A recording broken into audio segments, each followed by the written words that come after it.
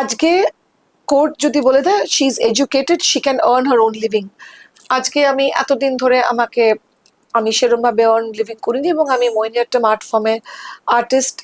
অনেকটা পরে আমি আবার আর্ট ফর্মে ফেরত এসেছি, এবং আমাদের আর্টে কম পয়সা আছে, not everybody is privilege to earn in lakhs and crores.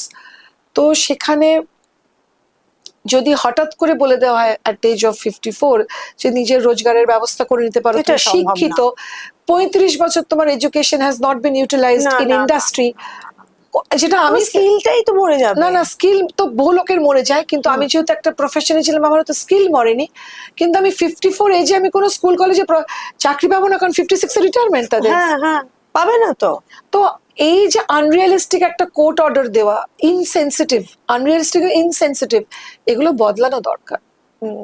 এবং প্রপোর্শনেট একটা খোরপোশ, যে কোন লেভেল অফ, কোন স্টেটাস আর কোন লেভেল অফ লাইফ কেউ লিড করেছে, এবং একটা বয়সের পর তাদের শরীর ভেঙে যাওয়া থাকে, মন ভেঙে যাওয়া থাকে, এবং এই যে তার যেহেতু পরিবারের ইমোশনাল কোশেন মহিলারা নিয়ে থাকে, ইমোশনাল দিক থেকে ক্ষয়ও বেশি হয় মহিলাদের মধ্যে, এবং তার থেকে নানা রকম হেলথ ইস্যুস হয়।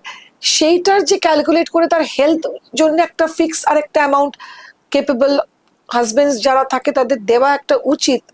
মানে একটা ঠেকিয়ে দিয়ে তোমায় তো দিয়ে দিলাম, ব্যাপারটা ইজ ভেরি ডিসরেসপেক্টফুল। ভিক্ষা দিচ্ছ না, মানে you are trying to compensate that 35 years যেটাও তোমার পরিবারে দিয়েছে, সেই তুলনায় ঠেকিয়ে দেওয়ার অ্যাটিটিউডটা ডিসরেসপেক্টফুল।